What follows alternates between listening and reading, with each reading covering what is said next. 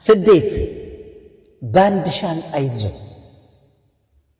ለአንዳንዱ ውብ ጸጋ የብርሃን ዳና ከጨለማው መስመር የመውጣት ጎዳና ለአንዱ ግሩም ሐሴት የተስፋ ደመና ለአንዱ ከባድ ሕጸጽ ሁሉም ነገር መና ከሀገር ወጥቶ ሰው ሀገር ልመና ስደት የሕይወትን ትግል ወደ ላይ መቃተት ወጣን ባለው ቁጥር ቁልቁል መንሸራተት የኑሮን ስንክሳር የመመልከት ክስተት በብዙ ጉዳይ ውስጥ ጦር የማወጅ ክተት ስደት አትርፎ መመለስ ሐዘንና ንዴት ታማኝ ማንነትን መለወጥ በክህደት ለብዙዎቻችን እንደዚህ ነው ስደት።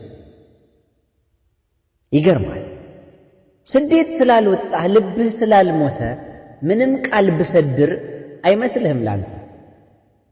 ስደት ግን ራስን ማሸነፍ ማጣትን ማድረግ ድል ዳዴ የሚል ኑሮን በእግር ማስኬድ ገድል ለሰዎች በመኖር ሰው የመሆን እድል ስደት።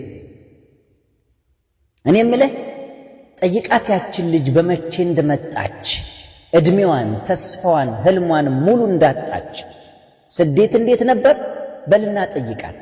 ብዙ ትልሃለች ቃላትም አይበቃት።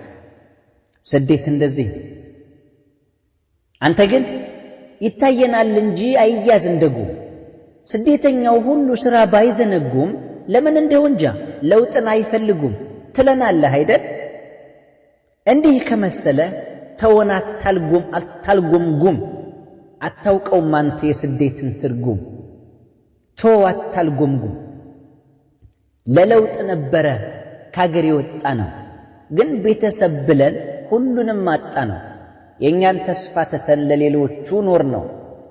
አየህ ስደት ማለት ክር ሆኖ መንደድ፣ ሻማ ሆኖ መቅለጥ፣ ትንሽ ሆኖ መጓዝ፣ ምርኩዝ ይዞ ማምለጥ፣ አፈርትቶ መጥቶ የሰው ድንጋይ መፍለጥ።